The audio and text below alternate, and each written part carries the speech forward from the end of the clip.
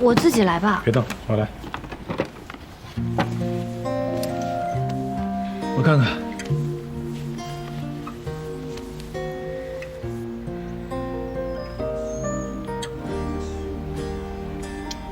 还好，不太严重，就破点皮。帮你擦一下伤口啊。别动。我身上都是灰。没关系。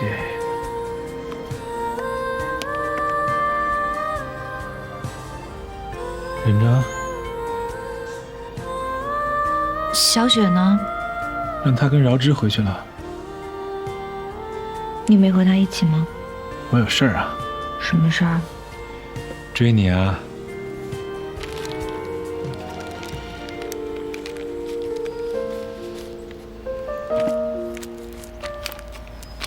那辆车的车牌你看到了吗？没有。那司机长什么样看不看见？也没有。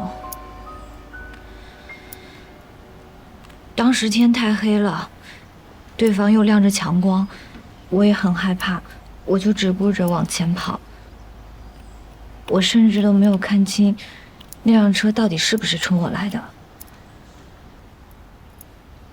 最近发生太多事儿了，我的病人去世了，我心里乱着呢。我不知道，我没事，都会好的。放好了，看看。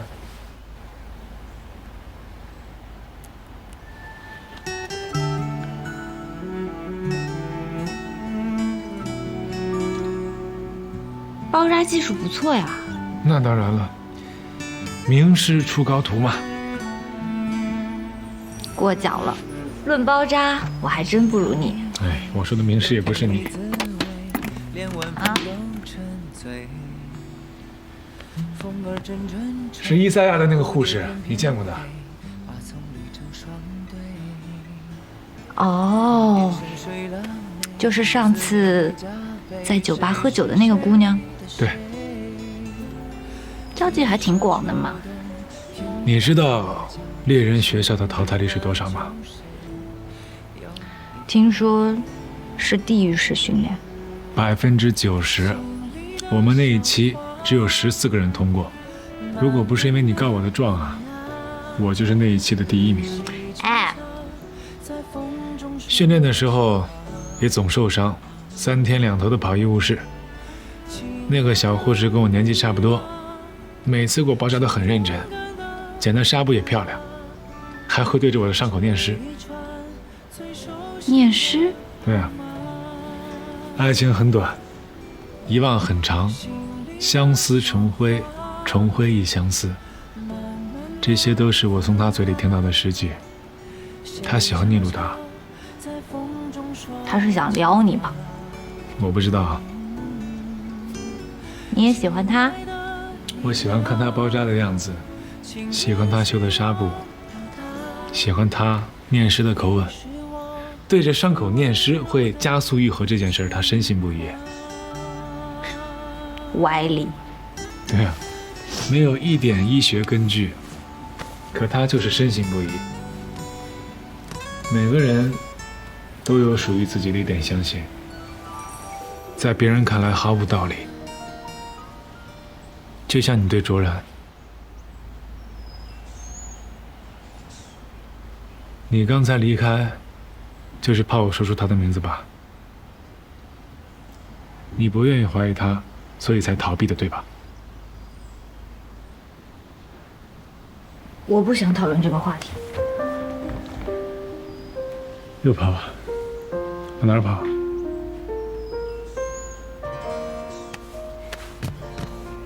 如果船上那把枪真是他的，你还相信他吗？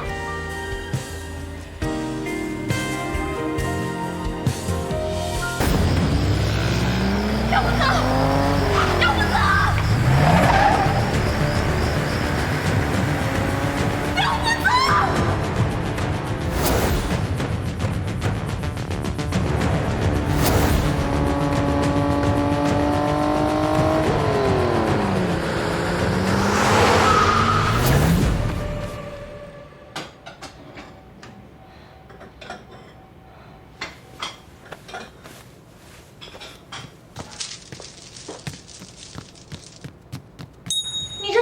晴，你在干什么？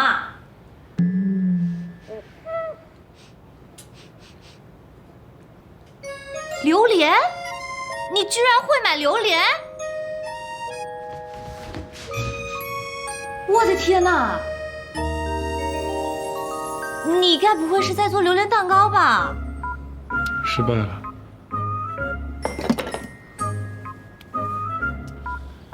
不应该啊！我这一步一步都按网上说的来的，怎么回事呢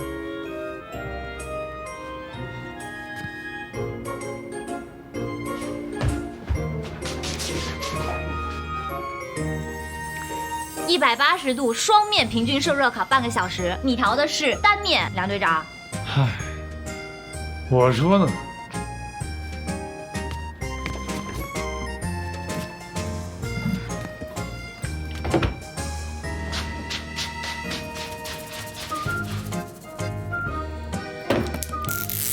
不用回部队吗？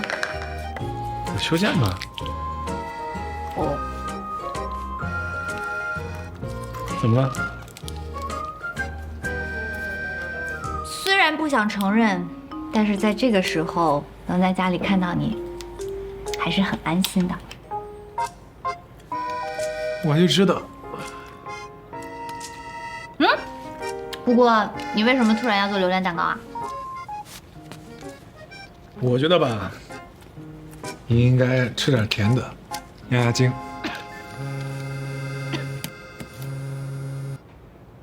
哎，饶叔。啊，在家呢。好，马上来。哎，我去公安局接小雪去啊。我和你一起，我也有事找饶之。所以你是怎么知道的？表面看，死者的确是用大拇指扣动扳机吞枪自杀，可是死者的整个后颅都被掀开了。所以呢？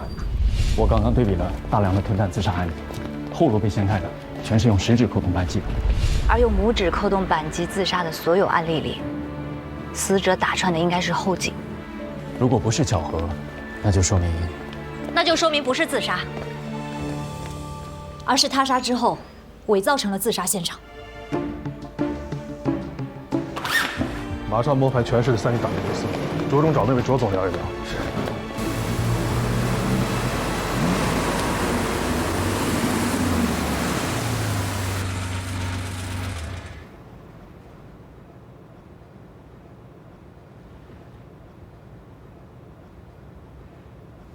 她真的是饶警官的女儿？对。好神奇啊！如果你认识以前的他，就能原谅现在的他了。也许吧。哎，你是怎么看出那个自杀者有问题的？你忘记我喜欢看侦探小说了吗？那些我们曾经以为无用的经历，最后会在某一个不经意的瞬间彰显出它的价值来。还有，我的这个习惯是受了卓然的影响。然后呢？所以我觉得昨晚你的那个推断是不存在的。如果他真的是那把手枪的主人，他在伪造自杀现场的时候，不应该疏忽这个致命的漏洞。哦，说了这么多，原来是为了他呀。我是为了我自己，过去我也有，但我不会因为我的过去而丧失了判断当下的基本理智。我希望警方赶紧破案，用事实证明你错了。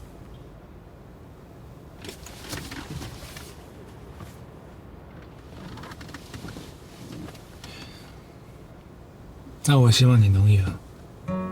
我希望这段过去不要伤害到你。我说过，我在乎的不是输赢，而是人。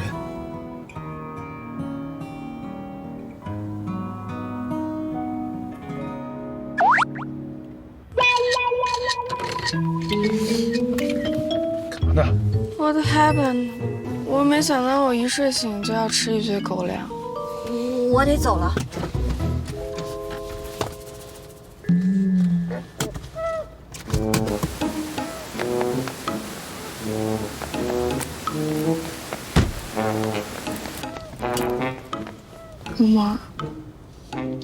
真像一个情窦初开的少年。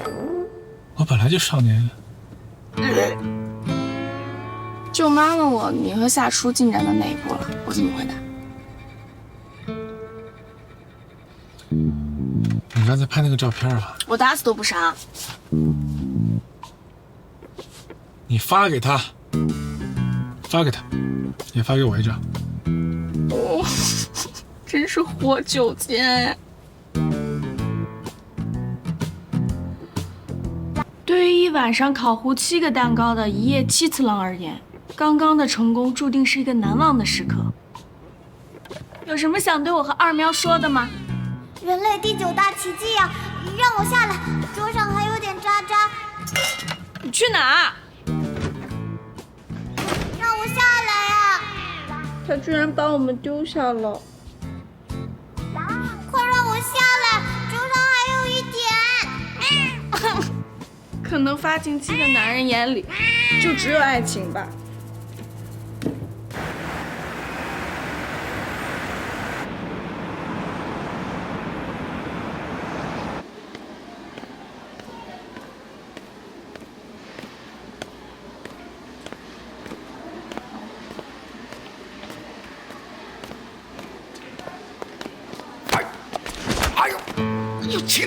轻了，张医生，哎呀，不好意思啊。我说你这么粗鲁的人，怎么会有人看得上你呢？没想到您这么温柔的人，有人看上你了。我说老铁，说话别太扎心行吗？给他送吃的。啊，对啊，夏初人呢？在急诊呢。有病人？你不知道啊？怎么了？你们之前救的那个人，他值班的时候给弄丢了，陈主任很生气，给他发到急诊了，就算是轮转锻炼吧。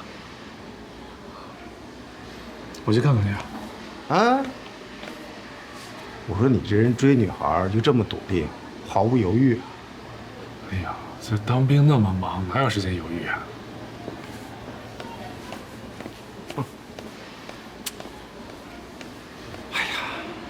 得向人学习啊！这到底怎么回事啊？什么时候能走啊？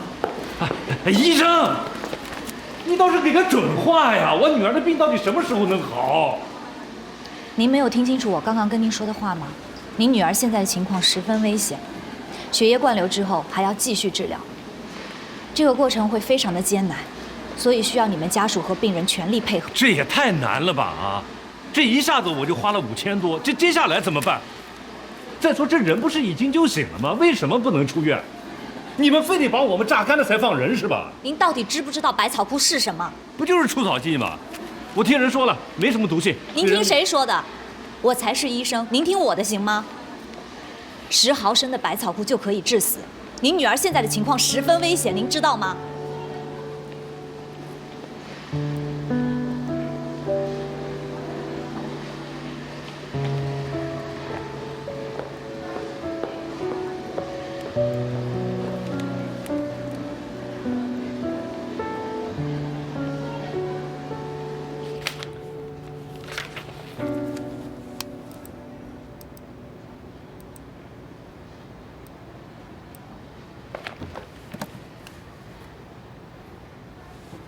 师姐，你们医院之前消化科收治的那位百草枯的病人，最后治好了吗？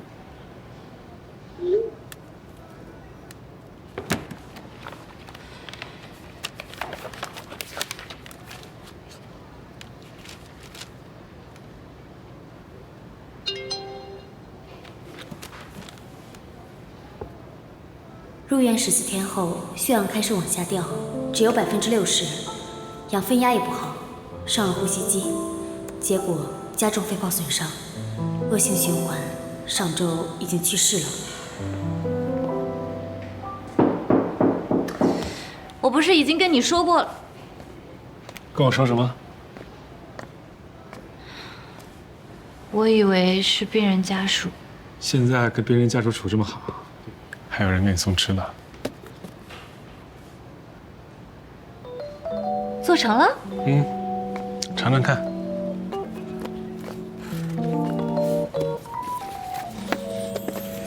我还真饿了。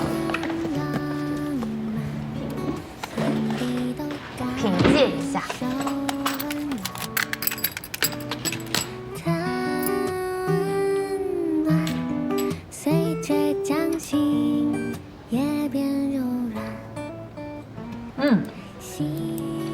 味道不错。这说什么味儿的嘛？这味道不错。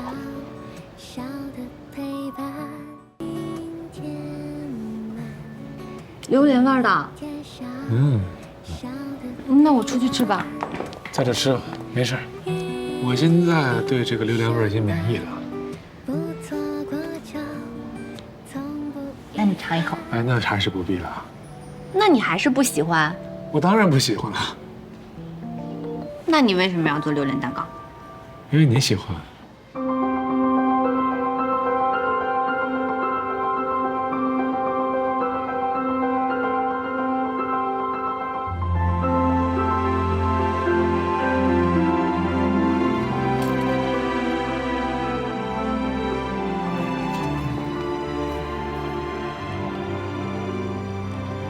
我听张医生说，调到急诊来了。是不是呀？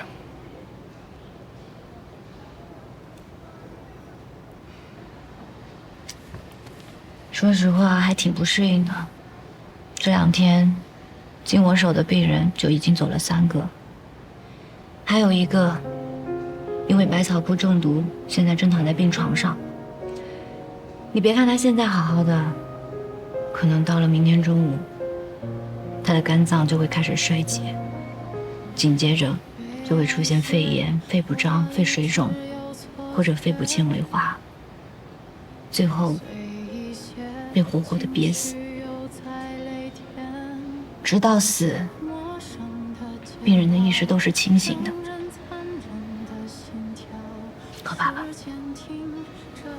一个救活的病例都没有。有，可是极少极少。主要是看病人服用的时间和剂量，如果少于10毫升的话，并且及时洗胃、及时血液灌流，再加上自己个人的一点运气，可能，也只是可能，还会有最后一线生机。那你现在的这个病人是什么情况？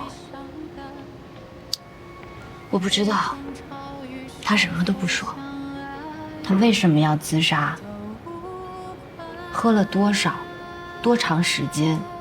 他什么都不肯说，他爸爸也都说不清楚。